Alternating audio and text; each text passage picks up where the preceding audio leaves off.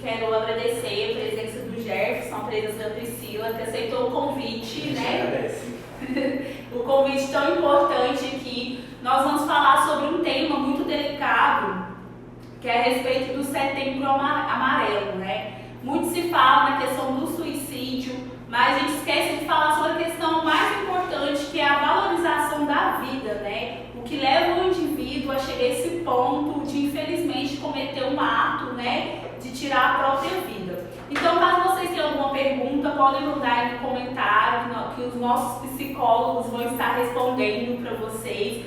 Lembrando você também, gente, para quem ainda não contribuiu com a doação legal, né, para ajudar futuramente, né, a minha campanha aí, podem ir lá na minha bio, clicar no link e a partir de R$10 vocês podem doar qualquer quantia e ajudar, né, levar a mensagem que queremos passar para outros bairros, para as zonas rurais aqui da nossa cidade de Itaúna. Então eu vou deixar aqui para os nossos psicólogos se apresentarem, né, para falar um pouco sobre eles, para vocês conhecerem também, quem está aí acompanhando e não conhece, conhecer um pouco da Priscila e um pouco do Jefferson, né? Fala, Pri.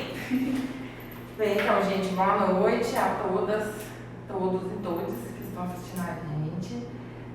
Como a Edene já sempre me apresentou, meu nome é Priscila, sou daqui de Itaúna, passei um tempo em Belo Horizonte, sou psicóloga clínica e social, atuo na comissão de gênero, psicologia e mulheres e gênero, psicologia e diversidade sexual, na subsede do Centro-Oeste, que fica aqui na subsede do nosso conselho, que fica aqui em Divinópolis.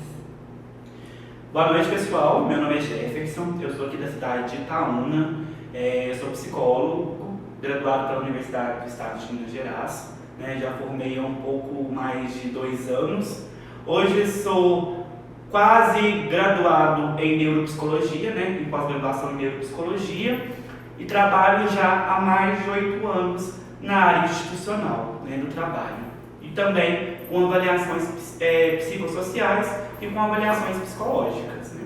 E queria agradecer o convite, primeiramente, de ter chamado a gente para discutir um assunto que ainda é um tabu na nossa sociedade, né? E até mesmo na nossa cidade, ainda é um tabu se falar um pouco sobre suicídio, falar sobre a valorização da vida, né? O que é o Setembro Amarelo. Então, eu só tenho a agradecer, né, por esse convite. Sim, gente, como o Jefferson falou muito bem, ainda é um tabu, né? As pessoas têm muito medo, né, Pri, de tocar no assunto, né? Chega Setembro Amarelo, a gente vê que existem várias maneiras de ações, de estar conscientizando a população sobre a questão do Setembro Amarelo, mas fora o mês Setembro Amarelo, é muito pouco visto, é muito pouco falado sobre o tema da valorização da vida, do suicídio. Para quem está aí acompanhando a live aqui da cidade de Itaúna, nós sabemos que o índice de suicídio aqui na nossa cidade é muito alto, né? Nós não temos dados concretos da quantidade de pessoas que cometem esse ato, mas a cidade é pequena, a gente acaba sabendo dessas pessoas, né, que são, infelizmente, vitimadas aí pelo o ato, né, do suicídio, e a gente vê que é um número muito grande. Hoje tem estudos mais recentes que falam que mundialmente a cada 40 segundos alguém comete suicídio, né? E no Brasil, a cada 45 minutos uma pessoa efetua realmente o ato de suicidar, né? De acabar com a própria vida. Porque o suicídio ele se passa por várias esferas, né? Desde o pensamento, a ideação e a concretização, né? Isso.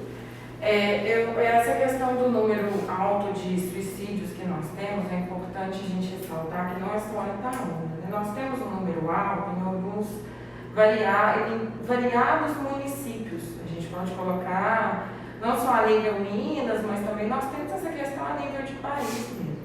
Alguns contextos, como o próprio contexto da pandemia que a gente vive, ele pode intensificar isso. Por que a gente tem uma dificuldade? E é importante a gente pensar quanto a esses números, porque principalmente por ser um assunto tabu, há uma subnotificação. O que a gente chama de subnotificação? Quando, por exemplo, há a morte de algum familiar ou alguém próximo, com certeza vocês já ouviram sobre isso, e é sabido que foi suicídio, mas muitas vezes a família pede até para ser colocada, a causa morte é desconhecida, ou em alguma medida isso não é notificado à Secretaria de Saúde, que é que recolhe esses dados de maneira qualitativa, exatamente por o tema e o assunto ser um tabu. Daí a importância do Setembro Amarelo. A gente vê muito questionamento. Mas então nós vamos valorizar a vida só em setembro? Não. A valorização da vida ela vai perpassar o ano todo. Só que é muito importante a gente ter um mês de visibilidade, de valorização e de enfrentamento ao assunto, falando dele com qualidade de informação sem ser um tabu. Sim. E por que a gente enfrenta um tabu, né, Priscila? Mas por que hoje é considerado um tabu? Existe uma questão dos mitos, né? Falar sobre suicídio faz com que as pessoas se suicidam mais? Não, né, gente? Antigamente a gente passou por um efeito chamado Vettel, né? Que foi lançado antigamente, na época, um livro de um jovem, Werther, que ele passou por um sofrimento e se suicidou. Na época que teve o lançamento desse livro, muitas pessoas, né, se suicidaram da mesma forma que estava no livro, né? E só que hoje, né, e por isso a mídia foi educada a não se falar nesse assunto, para não ter mais, por exemplo, assim, para não ser uma forma de contágio, né? As pessoas não se sentirem influenciadas. Mas também, não sei se vocês concordam comigo, que tudo é como é falado também, né? Tudo é como se é falado. Hoje a gente já tem um efeito papageiro, né? Que foi baseado na obra de Mozart, da flauta mágica, né? Que o cara se pensava, na época o cara se pensou em suicídio e tirar a sua própria vida. Aí apareceu 3 padrinhos mágicos, por exemplo, para poder ajudá-lo a passar por esse enfrentamento. Sim. E é isso que a gente precisa fazer hoje em dia, né? Isso. Ajudar essas pessoas que estão, né, passando por essa dificuldade. Quando você fala sobre essa questão do suicídio, né, essa questão de como passar por isso, né, a gente vê que por trás do ato, né, em si, do suicídio, o indivíduo, para chegar nesse ato, ele passa por outras questões, né, que faz ele levar a pensar que tirar a vida seria a melhor forma de resolver, ou para aliviar algum tipo de sofrimento ou de dor. Como que vocês, enquanto psicólogos, né, vocês veem essa questão, né, desse caminho, desse ciclo todo, até chegar ao ato, né, o que se passa na mente dessas pessoas, o porquê isso geralmente vem a acontecer? Quando a gente fala do efeito, esse efeito Werther, é interessante a gente pensar que a questão é como se fosse um gatilho, né? Durante a semana a gente conversou sobre isso um pouquinho antes aqui, né? Acredito que quem esteja aí assistindo vai conhecer e vai lembrar do 30 Reasons Why, da Hannah Baker.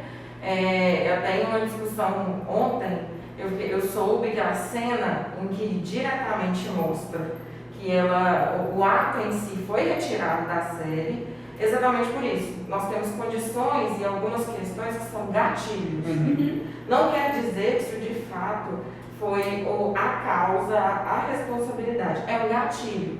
Durante esse processo, a pessoa vai passar por fases. Condições mantenedoras de estresse, condições de risco, fatores de risco e ausência de fatores de proteção. Seja o que mais pega aí, né? Quando a gente fala disso que setembro o ano todo, é a importância de não só nós, profissionais de saúde, mas todos nós, como comunidade em geral, pensar em que tipos de condições de saúde nós estamos ofertando ou que espaços de saúde a gente está promovendo. E quando você fala em fatores de proteção, isso seria o quê? Uma rede de apoio às pessoas que estão passando por algum momento difícil, complicado? O que seriam esses fatores de proteção? Rede de apoio, espaços de acolhida, espaços de escuta, atendimento profissional. Né? Aí, em muitos momentos, algumas pessoas vão falar assim, mas a psicoterapia ela não é acessível a todos. Realmente tem-se essa impressão, mas nós temos projetos, nós temos associações dentro das faculdades. Os alunos iniciam os atendimentos e são acompanhados pelos seus professores. Então, a psicologia, ela em muitos momentos, ela é extremamente banalizada, né? Existe aquele senso comum e aquela fala assim, porque eu sou meio psicólogo, eu sou meia psicóloga. E eu sempre gosto de dizer assim, se você vai fazer um prédio, você vai chamar um meio engenheiro para calcular suas vidas? Não, você não vai, né? Eu sinto que as pessoas às vezes dizem isso até de um bom coração, um bom tom, mas é diferente. É diferente. Eu acredito que existe um meio termo para tudo, né, Priscila? É quando a gente fala assim, eu sou meio psicólogo. Não existe isso de sou meio psicólogo, né? Ou você é um psicólogo inteiro, ou você está ali para contribuir apenas com essa rede de apoio, né? Sim. E a gente precisa identificar alguns pontos que eu acho que é válido, né, quando a gente fala que a gente precisa de fatores de proteção.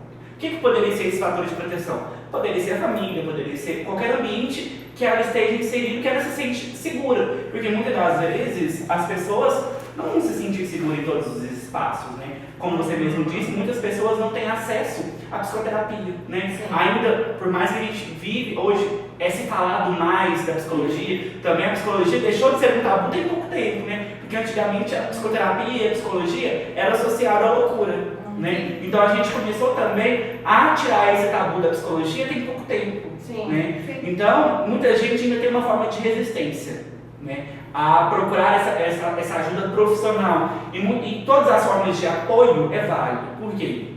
Porque as pessoas, quem está passando por um processo difícil da vida, né? Porque, gente, todo mundo, isso é fato, todo mundo já teve um pensamento suicida, já passamos por um pensamento suicida, a gente está enfrentando alguma dificuldade da nossa vida, a gente pensa, nossa, talvez não seria melhor eu não estivesse aqui.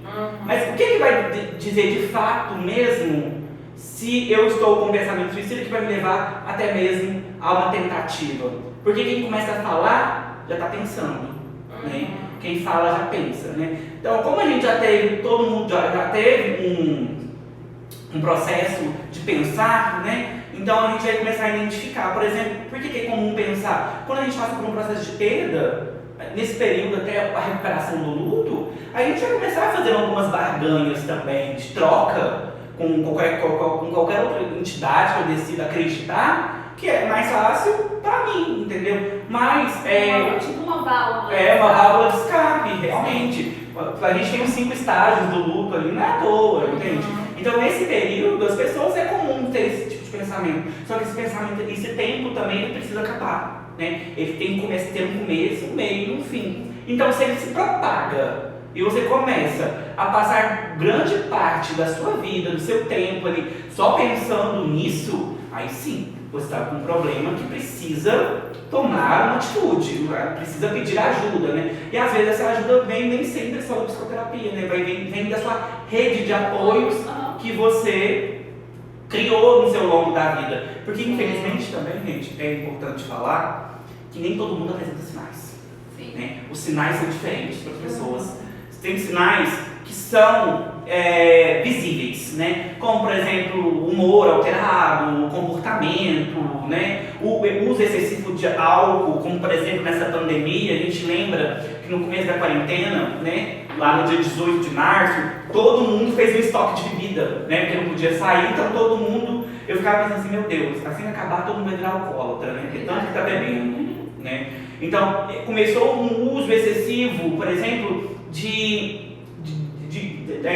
ingerir essas substâncias. Aí quando começa, hoje a gente está numa zona amarela da cidade, né? Então algumas coisas viraram permitidas, né? Como por exemplo, ter acesso a um bar, ou como por exemplo a nossa live que está acontecendo, algumas coisas são permitidas, né? Nessa onda amarela. E agora muitas pessoas não sabem como se comportar nesse momento. Sim. E a gente vê um monte de alteração de comportamento que foram acontecidos no decorrer da cidade até quando começou, né? Isso pode ser um sinal também, que a pessoa, olha, beleza, ela ficou algum tempo, 167 dias, aí tem também que estava contando, tem 167 dias de isolamento, né? Acho que não tem como ser, as pessoas falam um isolamento físico, né? Social, perdão. Mas não tem que ser um isolamento social, ele tem que ser um isolamento físico, né? Um isolamento presencial, porque o social a gente faz, como por mensagem e tudo mais. Eu tenho outras formas de socializar e a gente precisa aprender agora essas novas formas de socializar, que elas sejam eficazes também. Sim.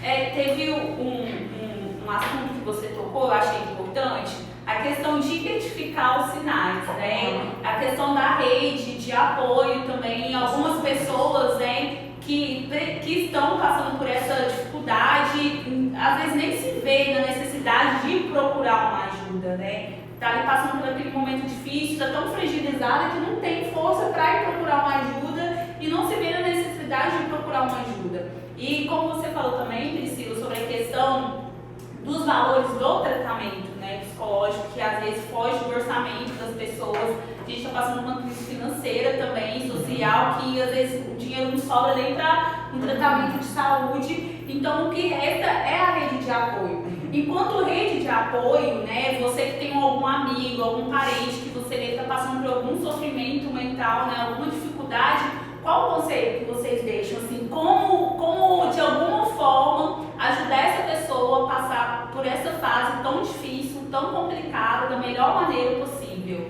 Eu gosto de falar, você quer falar primeiro? Eu quero falar algumas coisas antes. Quando a gente pensa em rede de apoio, é importante ressaltar que o atendimento profissional está dentro dessa rede de apoio e ele é essencial. Com certeza. E muitas vezes o contexto familiar não é rede de apoio, é fator de risco. Por que eu acho importante dizer isso? Porque muitas vezes a família é colocada como lugar do sagrado, só que muitas vezes a família é um contexto de violação. Vamos pensar em mulheres que estão em situação de violência e que foi intensificado, não é que começou, né? Mas foi intensificado pelas situações de pandemia. Então, aquele amiga que você possa confiar e trocar coisas sobre o seu sentimento é muito valoroso e importante, né? Quando o Jefferson fala que a gente começou, e realmente acho que é um começo, a gente começou a tirar um pouco do preconceito da psicoterapia. Para os homens isso é muito mais difícil, né? Não é à toa que em dados numéricos os homens são os que mais suicidam, né? De 3 a 4 vezes mais do que as mulheres. Não é à toa. Esse silenciamento dos homens, esse não poder sentir, esse não poder falar, esse não poder procurar um psicólogo para dizer desse lugar de sentimento, isso também intensifica. Né? Então é importante a gente ressaltar para todo mundo que está ouvindo a gente aí, o quanto que algumas frases, principalmente se vier de profissionais da saúde, gente, por favor, denuncia no Conselho Regional de Psicologia, que o profissional ele tem um dever ético, mas qualquer pessoa o dizer que não é frescura, é falta de Deus, é falta de fé, covardia, isso vai lavar uma vasilha, falta de um lote para terminar. Vocês falam de alguma coisa para fazer. Sim. E aí, você não tem motivo para estar triste. Isso. Sim, e aquela outra questão, tá fazendo isso para chamar a atenção. Ontem eu dividi uma mesa com a Cris, ela trouxe uma fala que concorda muito com algo que eu penso, que por mais que seja uma aspas, muitas aspas, uma chamada de atenção, não é uma chamada de atenção fazendo gracinha, né? Isso a gente estuda como dentro dos mitos, que às vezes quem faz isso para chamar a atenção não vai de fato cometer o suicídio e comete. Porque esse comportamento ele diz de um lugar, ele diz de um sofrimento, ele diz de uma questão. É muito importante a gente guardar a questão de não inviabilizar, não relativizar ou dizer que o que o outro está sentindo não é o que ele está sentindo. Diminuir, diminuir o sofrimento. Isso, banalizar. Porque por mais que talvez a pessoa esteja em instâncias diferentes do que a gente possa compreender, quem vai dizer disso é a própria pessoa. E quem vai tecer, talvez futuramente, uma avaliação é um profissional de psicologia. Então, por isso eu estou dizendo, e por mais que a gente tenha dito aqui, acredito que nós três concordamos, que a psicoterapia, ela ainda tem essa questão de uma inacessibilidade, ela já hoje é muito mais acessível. Sim, com certeza. E é muito mais de uma questão assim, às vezes a pessoa pensa, não, está tão distante de mim, não está. A gente tem uma variação de profissionais que cobram valores extremamente diferentes e estão dispostos a acolher. Aqui na nossa cidade mesmo, parece que a paróquia, né, Santana, aqui da cidade, tem um atendimento com preço bem acessível. A DEF, né, que é uma associação, né, dos deficientes aqui da nossa cidade, também tem um atendimento. Eu não sei como está nessa pandemia, mas depois, se alguém tiver alguma dúvida, chame no direct que eu vou procurar saber, faço contato para vocês se informarem. E eu acho que é isso, gente, ter essa consciência, né, de que precisamos, né, né, nos tratar. Porque, né, a gente vê que as pessoas às vezes gastam dinheiro com algumas coisas assim tão supérfluas, né? Às vezes, vou comprar uma roupa porque eu tô triste, vai me deixar feliz. Mas às vezes a questão nem é essa, gente. Às vezes é uma coisa interior mesmo, né? Que precisa de um tratamento, precisa de um acompanhamento. Porque você vai ali e compra aquela roupa, ou então bebe, né? Tenta algum tipo de válvula de escape, mas vai chegar outra semana, você vai estar com o mesmo sofrimento, com a mesma angústia, então é necessário tratar isso. Eu acho que, só fazendo um parênteses de tudo que vocês falaram, acho que a Priscila colocou muito bem a questão da fala da psicologia, né, de como a ajuda profissional ela é mais que essencial, mas hoje, agora eu trago um pouco para a realidade daqueles que não conseguem, nem um pouquinho. A nossa cidade ela oferta alguns serviços de saúde com preço mais em conta, como por exemplo a Paróquia de Santana, que a Eliane falou, a ADEF, tem a Paróquia do Sagrado Coração de Jesus também, que lá no bairro de Santanense, também que faz atendimentos mais com preços acessíveis. Também tem um serviço de saúde também, né, que são CAPs, também tem, não sei se está funcionando agora, na questão de pandemia, não sei se está funcionando, mas a gente pode estar verificando e passando essa informação para vocês também, né? Outras coisas que a gente pode ressaltar também, gente, hoje a questão da psicologia, da psicoterapia online, né? Existe a psicoterapia online que vem com um preço mais acessível para aquelas pessoas que não têm a condição de pagar, às vezes, um tratamento com um profissional que X foram indicado X. Sim. Viu, gente? Eu falo também, não desista da primeira tentativa de pedir ajuda. Porque você não identificou aquele profissional, não quer dizer que a psicoterapia é ruim. É porque você não teve uma transferência para aquele profissional. A gente precisa buscar novamente, né? Mas voltando ao que eu queria falar, gente, caso vocês tenham alguma pergunta só lá dentro, podem deixar aí no chat. Gente, eu vou pedir que vocês compartilhem essa live com o pessoal, clica aí no aviãozinho e manda para uns 5 amigos e dê muito coraçãozinho, porque aí o Instagram vai entender que o nosso conteúdo é um conteúdo bacana e vai pôr ele das primeiras lives aí pra gente geral, e esse conteúdo ele precisa ser levado, né? O que acontece? Gente, muita gente não consegue pedir ajuda, né? A Priscila ainda ressaltou que para homens ainda é mais complicado, porque existe todo um machismo em volta disso tudo, né? Uma masculinidade que às vezes pode ser um pouco frágil, pode ser, né? Por exemplo, que o lugar de homem não chora, que homem não pode demonstrar fraqueza, não pode demonstrar afeto. Isso acaba desgastando qualquer tipo de relação, seja ele com alguém, seja uma vida conjugal, né? Porque as pessoas muitas vezes não conseguem pedir ajuda, né? E cabe a nós, né, tanto profissionais quanto família, como você ainda fala, que a família ela pode ser um gatilho, como realmente porque as famílias, ela é a primeira, algumas das famílias, a gente não generalizando, é a primeira a julgar, né, está fazendo isso para chamar a atenção. Mas um desses chamar a atenção, o fato é consumado, né? Se eu não, eu paro ali, sem julgamento e percepção, você quer chamar a atenção, mas beleza. Vamos ver o que está acontecendo então. Se eu não começo a investigar o porquê desse chamar a atenção, uma hora vai acontecer. Né? E depois que aconteceu, e aí? Né? Como ficamos? Né? E quem fica? Porque, gente, o suicídio é uma coisa grande demais para ser responsabilidade apenas de uma pessoa. A responsabilidade apenas de uma pessoa. E como que eu vou saber se a pessoa está sofrendo por alguma coisa, está precisando de alguma ajuda? Gente, perguntando. Eu preciso perguntar. Mas também existem formas de não perguntar às pessoas, né, gente? Eu preciso perguntar sem estar com o olho no celular, sem estar com o olho lá na porta, sem perguntar aqui. Existem formas de perguntar também, por exemplo, eu não posso chegar perto de uma pessoa e falar assim, você vai fazer aquela coisa ruim não, né? Entende? Você não pode chegar a isso, porque a pessoa vai se travar mais ainda, ou vai ser mais um gatilho para aquilo ali. Aí você vai chegar perto da pessoa e falar assim, eu sei que você está passando por uma situação que está muito complicada, mas eu estou aqui para passar junto com você, e junto a gente vai buscar ajuda. Mesmo que você não consiga, né, dar esse suporte, mas você consegue levar que ele procure uma pessoa que seja mais indicada. Gente, eu gosto de dizer sempre uma frase. Eu não consigo fazer com que a chuva pare para ninguém. Eu não consigo fazer que a chuva pare para ninguém, mas eu consigo abrir um guarda-chuva para que você não se molhe tanto. Isso eu consigo fazer. Isso para mim é ser humano, né? Esse é um gesto de empatia, de humanidade. Por isso então que eu escolhi essa profissão de psicologia para mim. Sim.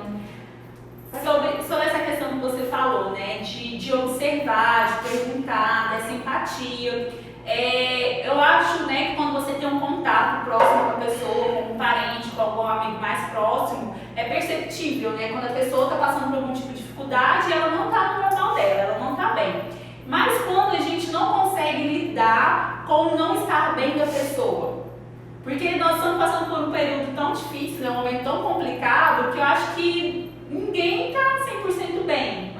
Então, às vezes, até para nós é complicado também a lidar com essas situações, assim. Eu vou responder isso. Eu queria trazer uma questão. Eu vi uma postagem ontem muito incrível, que é falando que o abraço, a escuta é o novo abraço. E aí, muitas vezes as pessoas perguntam, né? Nossa, eu tenho uma pessoa que me trouxe essa fala, né? Que pensou em tirar a própria vida. O que eu faço? Como que eu vou fazer? Ouvir, escutar. Aí a pessoa pergunta novamente, mas o que eu vou fazer? O que eu vou falar? Escutar. Nós temos, quando o Jefferson traz essa questão do celular, nós estamos muito conectados com telas, pouco conectados com pessoas. E muitas vezes, quando alguém traz essa questão, a gente tem uma pressa em dar uma resposta, em dar uma receita de bolo, em dizer que vai passar, que tudo passa, em, novamente, banalizar e relativizar esse sentimento do outro.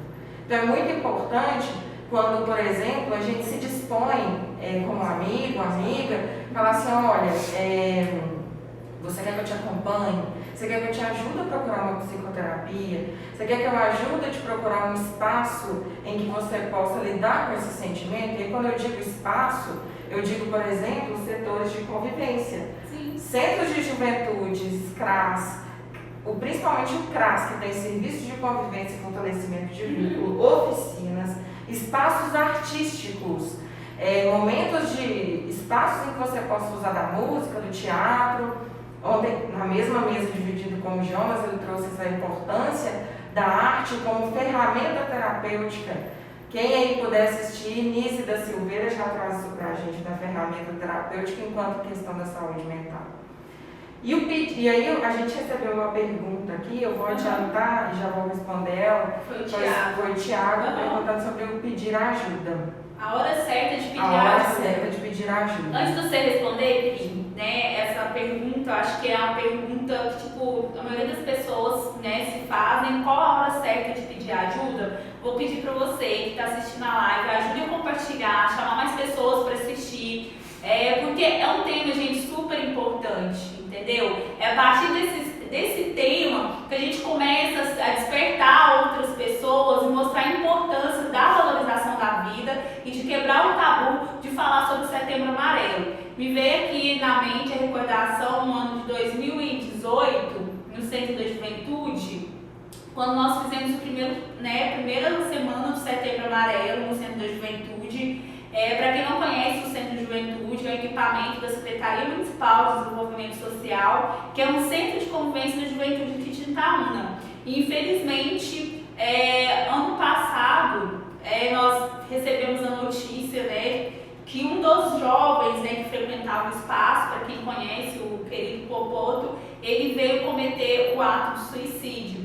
E foi um momento tão difícil, tão complicado para nós, enquanto grupo, né, que estava ali sempre próximo dele, sempre conversando, encontrando no solê, encontrando nas atividades do CJ, a gente se perguntando a todo momento quando ele mostrou para nós que ele não estava bem, né? Porque era uma pessoa muito alegre, toda vez que a gente via o Popoto, ele estava sorrindo, ele estava conversando, abraçando todo mundo, no rolê, ele era o cara mais alegre do rolê, era aquele tipo de pessoa que chegava, conversava, dançava, animava o lugar. Então a gente se perguntou, a gente se questionou muito. E é um ponto que eu vejo, assim, é uma questão que eu vejo, que essas questões, né, do sofrimento mesmo psicológico, dessas questões de depressão, é algo muito nítido assim, nessa fase da juventude, da adolescência. Então a Pri vai responder aqui para nós agora qual o momento certo de você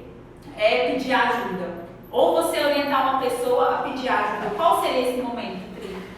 Bom, então, não tem novamente, como eu disse aqui antes, não há uma receita de bolo, né? Uma coisa assim, é aquele ponto e tal.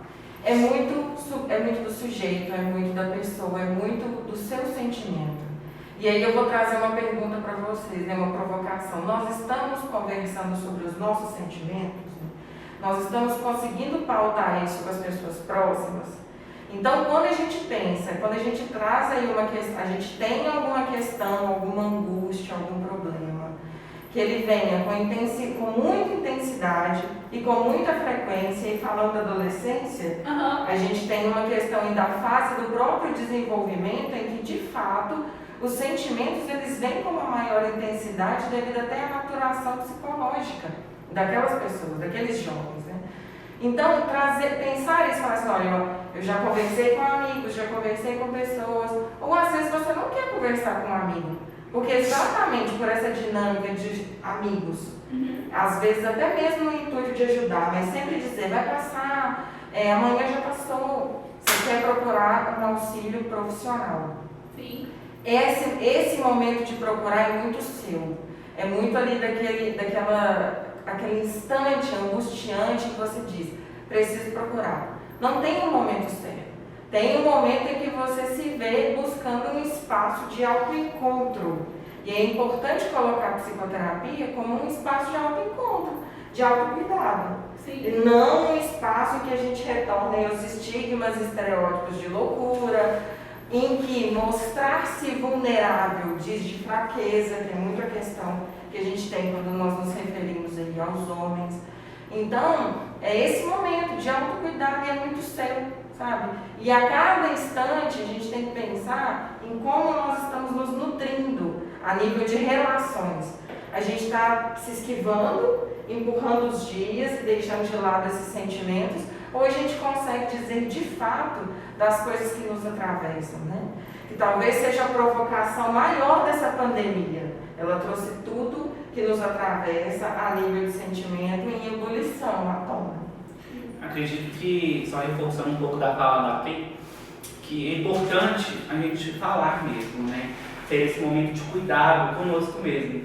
Porque aí eu volto um pouco lá do começo que a gente estava falando, do cuidar, né? Muitas pessoas, elas são, como que eu posso dizer, uma palavra no cartão assim, predestinadas a cuidar do próximo, né? Mas e quem cuida desse próximo, dessa pessoa que está cuidando, né? Muitas das vezes, essa pessoa, para cuidar do outro, ela se anula completamente para viver em função daquele cuidado. E isso a gente vê em várias esferas, né? A gente vê a esfera de filhos, né? Sim. Quando, por exemplo, eu sempre falo às vezes para uma amiga minha ou para uma mãe, assim, olha, você precisa se cuidar, você precisa se enxergar, você precisa voltar os olhos para você. A maternidade ela é linda, mas ela não anula a sua vida.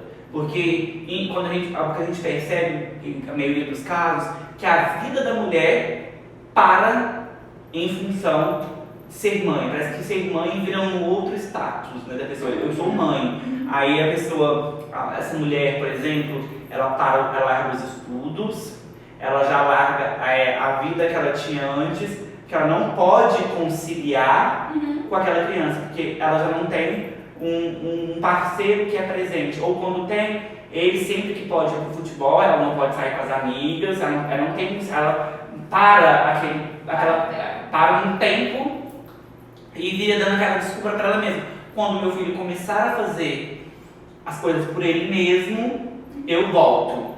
Mas quantas pessoas conseguiram voltar? Né? Quantas pessoas não deram a desculpa de assim, agora eu estou velha demais para isso? Eu acho que até a questão também, eu enquanto mãe, é essa questão da maternidade, né? A questão de estar gerando uma vida, o processo todo que a mulher passa, o pós-parto, a gente vê que o índice de depressão pós-parto é altíssimo e são poucas mulheres que têm condições, né, de tratar esse pós-parto, essa depressão são pós-partos, algumas nem reconhecem, né, nem sabem que teve um pós-parto. E é um ponto também que eu percebi, né, dentro do sistema de saúde, que enquanto a mulher está ali durante a gravidez dela, né, ela tem todo o acompanhamento do ginecologista, do pré-natal, que é até obrigatório, mas quando essa mulher gera criança, tem um filho, ela não tem esse acompanhamento, principalmente o acompanhamento psicológico, que é o momento mais complicado, mais difícil para a mulher. E agora trazendo essa questão do comportamento, dessas mudanças, como as pessoas lidam com isso, que isso leva as pessoas, trazendo também para o contexto que nós estamos vivendo, que é a questão da pandemia, desse isolamento social. A gente vê que as pessoas estão cada vez mais nas redes sociais, né, na internet, e vem muita questão também, as pessoas migraram para as redes sociais, nas redes sociais as pessoas querem massacrar todo mundo, quer ser juiz, quer ser o rei do cancelamento ou a rainha do cancelamento.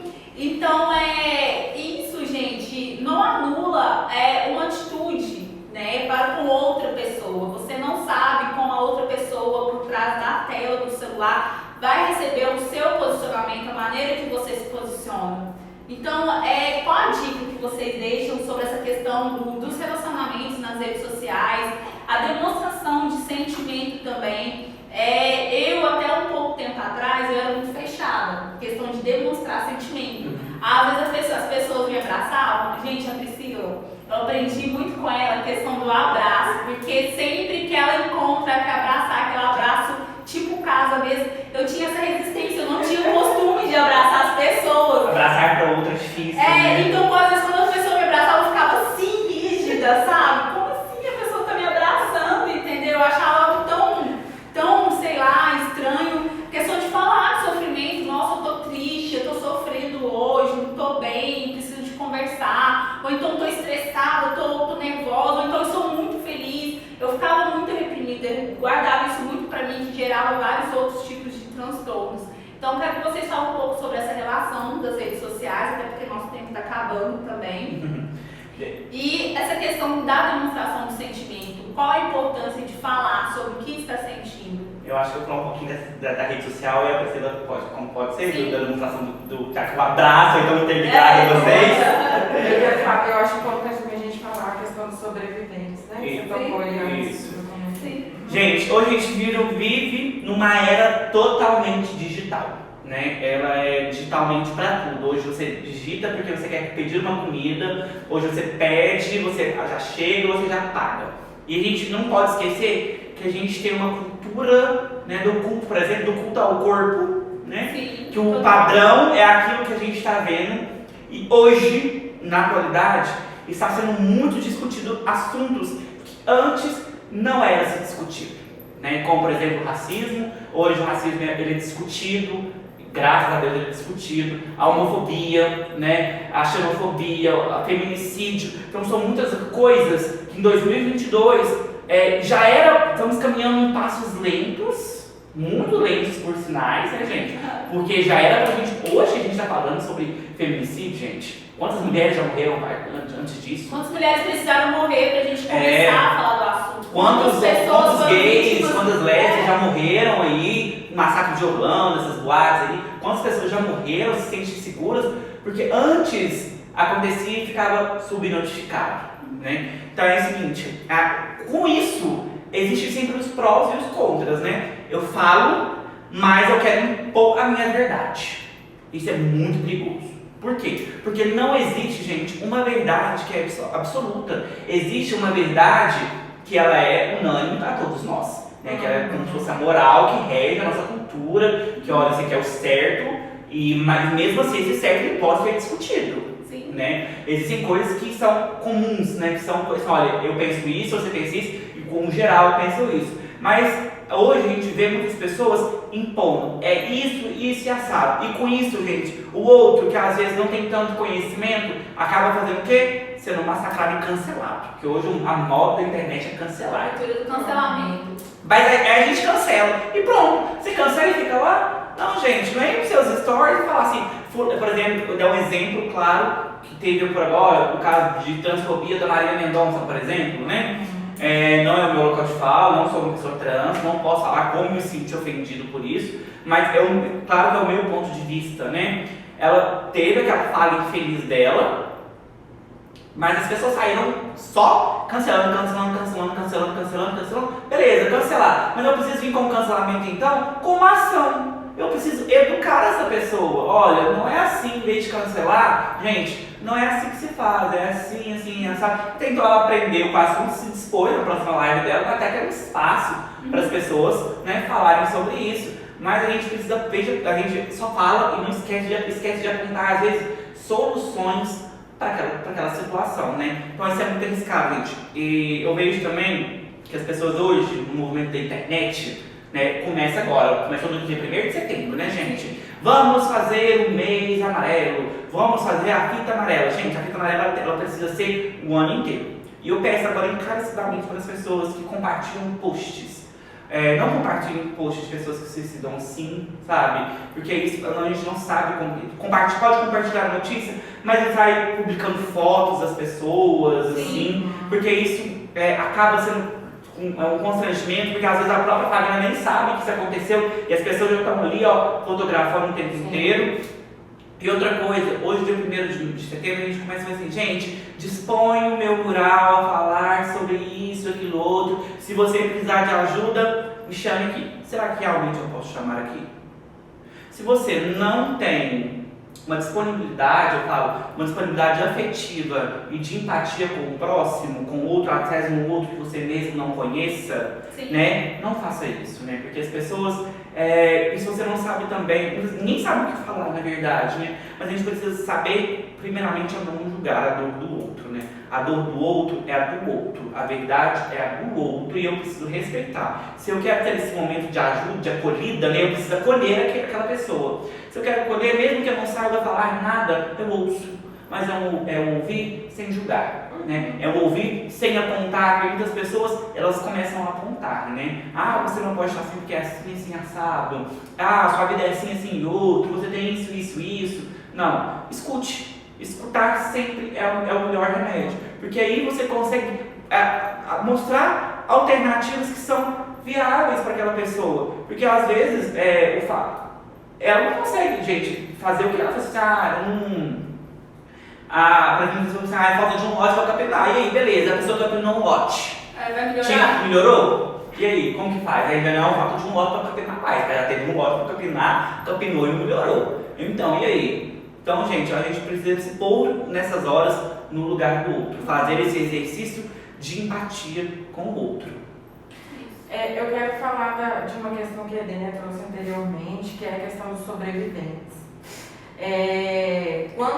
Toda vez que uma pessoa morre, nós nos perguntamos, e é independente de ser suicídio ou não, vem aquela questão de culpa. Será que eu deixei de visitar essa pessoa, de dar atenção? Será que eu liguei e dei atenção quando precisava? No caso do suicídio, isso é mais intenso ainda. A gente faz esse questionamento frequente. Será que eu fiz o que eu poderia? Será que eu consegui agir como precisava? Isso é muito comum. E é importante a gente pensar em dois lados de uma mesma questão. Primeiro, nós vivemos em sociedade. Então, nós temos aí, muita atenção à palavra que eu vou utilizar, uma corresponsabilidade em alguns níveis. Que níveis? Será que durante o ano eu estou promovendo respeito àquela pessoa? Vamos pensar que a população LGBTQIA+, tem 5 vezes mais chances de entrar nos números de suicídio durante o ano? Por quê?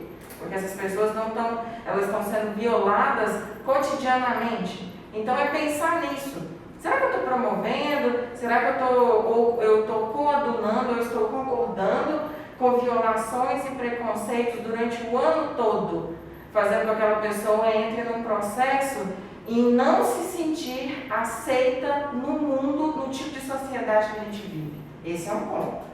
Porque seria muito cruel se nós virássemos e disséssemos que a responsabilidade é única, total e 100% da pessoa que comete o ato. Isso seria muito cruel. Mas é importante a gente também pensar que, depois da pessoa ter estabelecido algumas coisas e ter decidido cometer o ato, a responsabilidade, aquela escolha ali final é daquela pessoa. E às vezes, por mais que nós tentemos fazer algumas coisas, nós não vamos conseguir impedir, porque é impossível fazer uma vigilância 24 horas, a não ser que seja um cárcere, mas até mesmo em questões de cárcere nós temos suicídios. Então é importante a gente pensar nessa nossa dinâmica de culpa e desse sentimento. Sim. Respeitosamente, eu vou discordar do Jefferson, e é ótimo a gente ter cabecinhas diferentes aqui. Porque no caso da pessoa que ele citou, e pensando na questão provocadora dele, Daniel, sobre o cancelamento, o cancelamento ele tem as suas facetas, porque nós sabemos que muitas pessoas querem utilizar de uma coisa que se chama pink money, né? Que é aí os ganhos provindos da comunidade LGBTQIA+. No caso da cantora em específico, se ela não tivesse sido cancelada várias vezes, né, continuamente, o que eu não estou dizendo que seja melhor, eu me pergunto se ela teria se repensado, porque a primeira resposta era: falei e não vou me justificar. E aí depois ela teve: falei, estou aqui pedindo desculpa depois de uma pessoa ter vindo aqui e me explicado. E aí fica sempre aquele questionamento.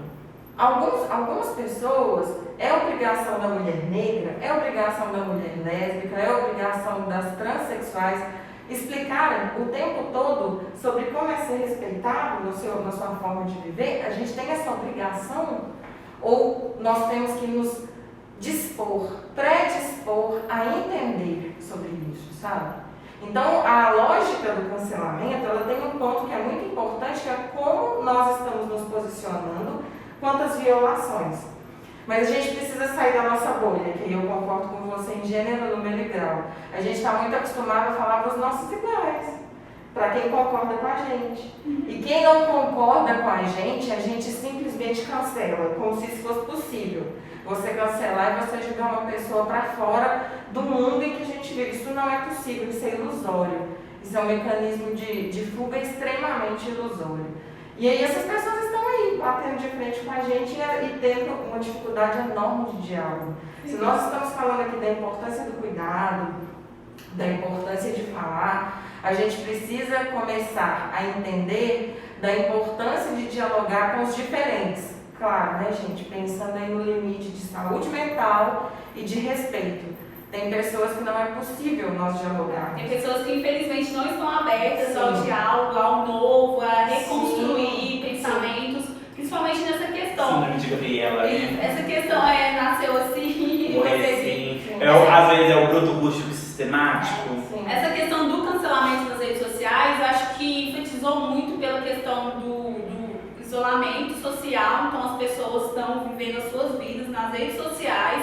E até um ponto eu acho super necessário, como você falou sobre a questão, se ela não tivesse sido cancelada, né? Será que ela ia repensar os atos dela?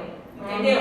Eu acho que tem esse ponto positivo. Eu acho que o ponto negativo dessa onda aí dos cancelamentos nas redes sociais é a maneira que as pessoas querem cancelar. É a maneira que elas se dirigem a outra pessoa, pelo fato da pessoa ter errado ou pelo fato da pessoa, infelizmente, ser preconceituosa mesmo. É a não disposição para o diálogo. Isso, a não disposição. Em se tratando de rede social, ultimamente, muitas pessoas vivem do status quo da rede social, do like, da curtida. Então, quando você passa um tempo sendo estigmatizada como uma pessoa que não compreende, não respeita a população LGBTQIA+, isso também hoje tem um peso, porque antes não fazia diferença. Verdade. Se você violasse. Mas, então essa disposição para o diálogo, ela é essencial. Ela traz um ponto que é muito essencial. Total. E aí, desculpa, estou terminando. Uma última coisa que o Jefferson falou que eu queria reforçar, que eu achei muito importante, é esse fato de nós nos sentirmos juízes, né?